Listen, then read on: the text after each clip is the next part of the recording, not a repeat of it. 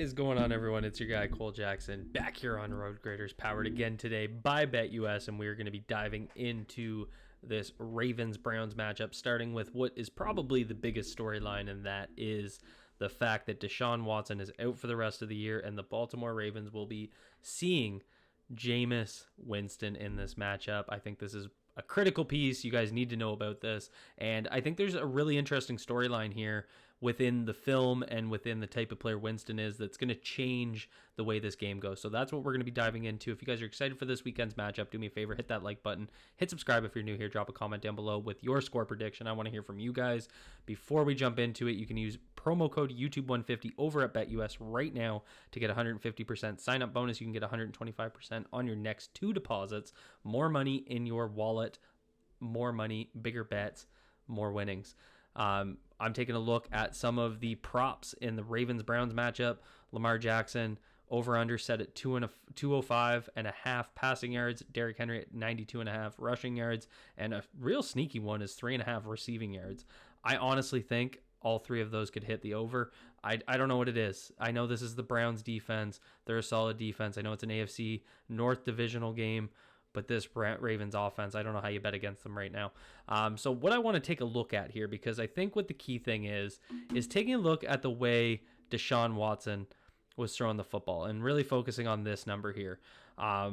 Significantly focusing on the short and behind the line of scrimmage pass game. This was a dink-dunk offense with Deshaun Watson, very much against what you saw when he was a Houston Texan at, kind of his peak. And that's really the key to me, because this is going to be a different approach. We know Jameis Winston. We know he likes to push the ball downfield. And I mean, the numbers in terms of where these quarterbacks attack the field really support this, because if you go over to Dorian Thompson-Robinson, who stepped in to start last week's game, you can see he had 54% of his passes in that 0 to 9 yard range and 12 behind the line of scrimmage. So not even pushing the ball into the medium, let alone the deep. Only 3 attempts on Sunday that just passed going past 9 yards. That's absolutely absurd.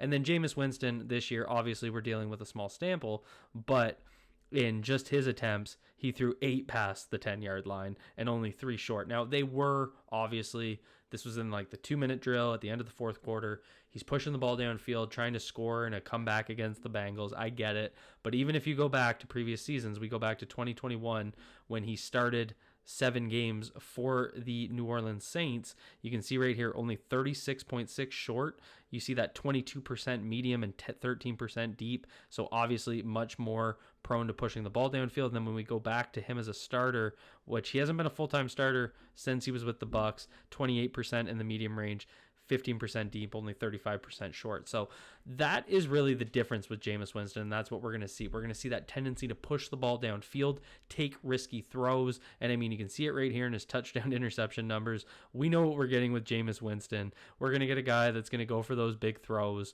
and we're going to also get a guy that's throwing turnover-worthy throws, and that's exactly what you saw last Sunday. So let's get into the film now.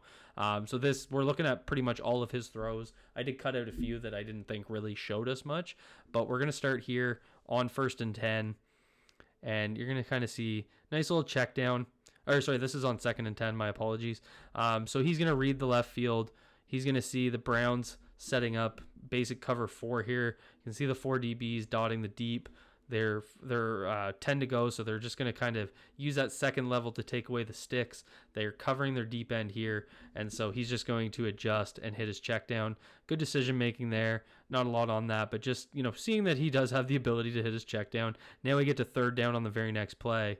And there he is looking past the sticks. And this is one thing that really stood out to me watching the difference in these quarterbacks is Jameis Winston looking to throw the ball past the sticks for first downs. A lot of times where where Deshaun Watson was throwing the ball short of the sticks on 3rd down. So you're going to get this outbreaking route right here out of the wide tight alignment here. You're going to see Njoku's going to break under. So this is kind of what I mean is that break right here on 3rd down. This is the type of throw I expected from Deshaun Watson. He would kind of hit this and hope that Njoku could catch it on the run, move it up the field. But Jameis is going to stay patient. He's got good protection here, and he's going to wait for the breaking route a little bit further, past the sticks right there, 1st down. And that's the difference in Jameis Winston. And you're going to see here He's going to look off the left side, come back inside, and he's going to have a drop. Two of his incompletions were drop balls, but you're going to see nice ability to move with his eyes here. You can see right at this point he's scanning left. He's freezing that linebacker to keep looking that way, and then he's just going to come in and hit this breaking route from the right-hand side right there, throw it in the hole. They just have to make a throw or make a catch there. Now we're going to get the Bengals showing that cover zero blitz. This is what they did against the Ravens. They're showing that they're sending 7. You guys know this. They're in man coverage, and Jameis is going to step back, make a good read, and then throw that ball just a little bit behind though. But I like the read, but this is the type of stuff that happens with Jameis, right? So he's going to make this throw, and he's going to come across here, and he's got a guy breaking, but you can see it's thrown behind. It's going to be thrown to this shoulder when it needs to be thrown as a lead. And this linebacker is just about a hair off of, tipping that ball. And so this ends up being another drop. And so these are the types of throws where I am so interested to see how the Ravens defense can react. Can these linebackers make plays on these? Can Roquan Smith make a play? Can Trenton Simpson make a play? Can Kyle Hamilton make a play when he's in the middle? And the other part is, can these safeties jump some of these routes? That's something that's been the biggest difference for me in terms of what we've seen from Marcus Williams. It's the fact that he's just not jumping routes like we were used to in the last few years. And even when he had one arm last year, he was doing it. So that's one of the biggest things I'm looking for. Get into this next play here. You see Jameis step up, beat the pressure, and this was one of the better plays I saw from him in terms of pocket management. So they're going to get pressure here from the left edge, who actually ends up crossing. That's their right tackle right here. And Jameis is going to stay patient. He's going to step up in the pocket and just deliver a strike. And the Browns receiver playing this really smart, just sitting into this soft zone. So if you watch him, if I scroll it back, you can see as soon as he turns, you see him turn right there at the 30. So he's going to stay there, and he's just going to occupy this area for the next few seconds while Jameis steps up. See how he's not moving? He's just waiting for him to see him. He's in the soft zone. Great play by him, something that we could see a lot of if the Ravens D-line's able to get some pressure. And then here's classic Jameis throw. So he wants to force this into the end zone over the middle of the field. You're going to see this, and he's going to throw this just dangerous throw. So this is what I'm talking about. Can the free safety step up? Can Marcus Williams step up and actually make a play this time? So he's just going to throw this late break, and he's just trying to feed this into the seam. It goes incomplete, but again, dangerous throw against zone. You can see the safety. Watch him start over here when I scroll it back, and he's gonna basically run up and try and eat that throw, and he's just a little late behind it. But that's where, if Marcus Williams is going to make an impact in this game, that's a play that's just ripe for him, right? Jumping those routes. And I just want to see more aggressiveness out of the safeties against a quarterback like Jameis, who's going to push the ball downfield, take some of these risky throws where it's a high risk, high reward type play. I mean, if he feeds that ball in on that play we just watched, touchdown, right? So high risk, high reward. Get into this next one here. Nice little slant. Love this little clear out route. So you're going to get Njoku. They're 5 wide here, 3 to the left. He's going to run an in break, and then they're going to run another in break right behind him. And so he's going to clear out that linebacker there. Njoku's going to pull him, occupy him, and then just easy read there. That's something that Jameis is able to do so well, I find. When he keeps it simple, makes some very effective throws. Get moving on here.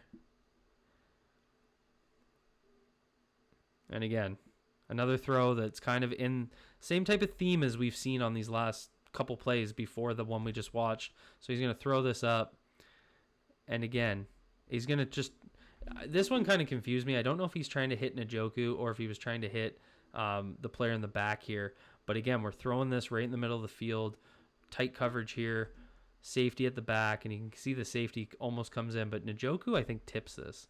So again, just these throws over the middle, around defenders. The Ravens need to be able to make a play on some of these balls. And then we get the touchdown, I believe. No. Yeah, it is a touchdown. This is just a great ball. This is something to watch for. I think this is where David Njoku, if you have him in fantasy, if he's on your waivers in your fantasy league, maybe take a look at him. So he's going to start out here. And Jameis is just going to throw a jump ball to him. And I think he's going to be a big part of his plan is using his tight end. And you see right there, not a whole lot to this, but a really nice placed ball. You can see the full extension. He's up there getting that ball. and coming down with it. So that's really what I see from Jameis Winston. I mean, there are definitely some opportunities here for the Ravens to be able to make some plays. That thumbnail absolutely kills me. So, drop a comment down below. Let me know what you guys think. What do you think of Jameis Winston? What do you think about the score prediction? And obviously, if you enjoyed this breakdown, hit that like button for me. Hit subscribe if you're new here. And thank you to BetUS for sponsoring this video.